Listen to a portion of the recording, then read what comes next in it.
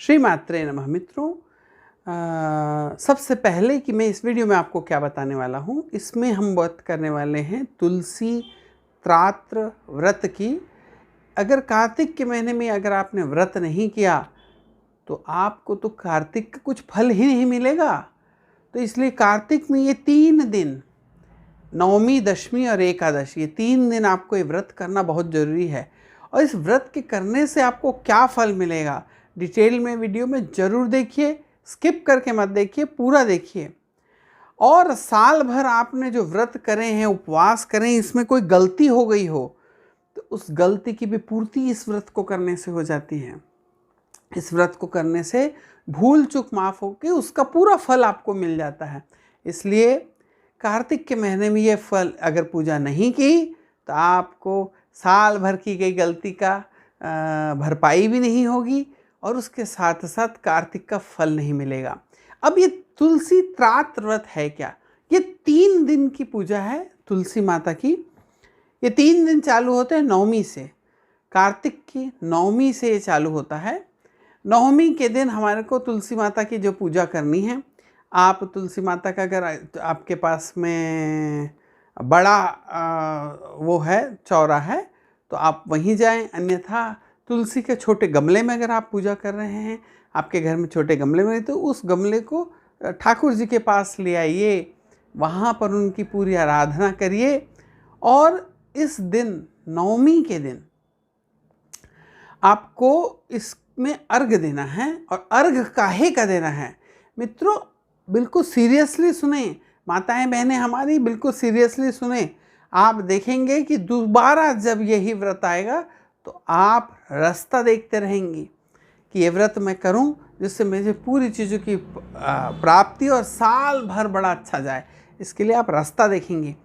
तो नवमी के दिन आपको एक नारियल के पानी लेना है। नारियल के पानी से तुलसी माता को अर्घ देना है। आपको तुलसी माता की आप पूरी पूजा करेंगे, गोपाल जी ठाकुर जी की पूजा करेंगे। ठाकुर जी को जो आप भोग लगाएंगे वही भोग आप उठा के तुलसी माता को भी लगा देंगे। अलग से भोग लगाने की ज़रूरत नहीं है। लेकिन तुलसी माता को जो अर्घ देंगे आप, ये नारियल के पानी का होना चाहिए। अब नारियल के पानी से अर्घ देने से क्या होगा?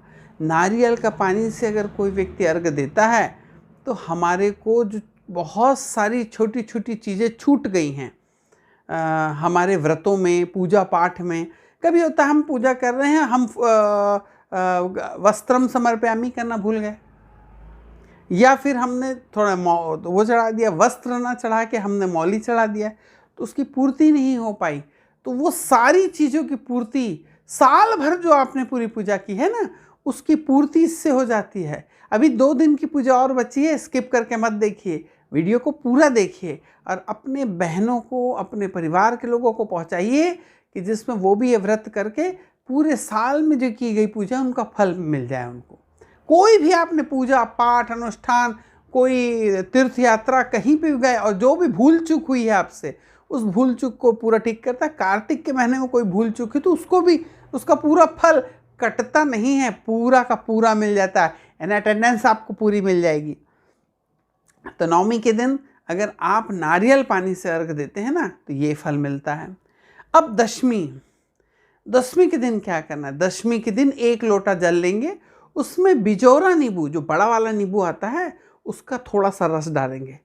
मैं बहनों से मेरा विशेष अनुरोध है कि पूरा नींबू निचोड़ के मत डाल देना, थोड़ा सा नींबू का रस। नहीं तो बोले, महाराज जी ने बोले थे कि पंडित जी ने कि भाई आचार्य जी ने कि नींबू डाल देना, तो उन्होंने 1 नींबू का पूरा रस निकाल के डाल दिए। ऐसा नहीं डालना है। 1 जल के कटोरे में थोड़ा सा नींबू, बिजौरा नींबू का रस डालें और इस जल से अगर आप अर्घ देते हैं तो बहुत सी माताएं बहनें लोगों का ये रहता है, हम पूजा करने बैठते हैं तो प्रमाद होता है, हमको आलस आता है, मन इधर उधर भटकता है, बहुत सारी छोटी छोटी इसके कारण गलती हो जाती है। मन, हम पूजा करने बैठते हैं, अब मन भागता है कि अरे बेटा आया है कि नहीं, अरे उसको मैंने ये बोली थी करा है कि नहीं। ऐसा बहुत सारा हमारा मन भागता रहता है। और जब हम कभी पूजा करते करते कोई चीज़ कमी हो जाती है, हमारे भूल गए रखना पूजा की थाली में, वो कमी हो गई, तो उसके बदले में अक्षतम समर्पयामि कर तो देते हैं, लेकिन वो कमी तो कमी बनी ही हुई है। लेकिन अगर आज दशमी के दिन अगर आप लोट जल के अंदर में बिजोरा नींबू का रस डाल के अगर तुलसी माता पे आप अगर चढ़ाते हैं तो वो सारी पूर्ति आपकी ठीक हो जाती है। साल भर की, कार्तिक के साथ साथ पूरे वर्ष में आपने जो पूजा पाठ करी उसमें जो गलती उसका पूरा फल मिल जाएगा। अब आगे जब आप पूजा पाठ करेंगे तो मन अच्छा लगेगा, प्रमाद नहीं होगा, आलस नहीं आएगा। जमाई आदि है कई लोगों को, कई लोग बोलते हैं हम बैठते हैं तो ऐसा लगता है कुछ चींटी चल रही है क्या, कुछ ऐसा चल रहा है क्या, इस प्रकार का दिमाग होता है, बार बार हमारा दिमाग इधर। तो इससे हमारी एकाग्रता बढ़ती है अगर ऐसा अगर हम कहते हैं। तीसरे दिन का अभी बचा है, तीसरे दिन की पूजा बची है। अब तीसरे दिन एकादशी के दिन, तुलसी विवाह एकादशी के दिन हमको क्या करना है? एकादशी के दिन हमारे को अनार का रस, एक लोटे में जल लेंगे और उसमें थोड़ा सा अनार का रस डालेंगे। और जब तुलसी विवाह के सुबह के समय, तुलसी विवाह के सुबह के समय आप अनार के रस से अगर आप अर्घ देते हैं तुलसी माता को, तो माताओं बहनों आपके घर में पैसे का जो रोटेशन है ना वो बढ़िया चलता है।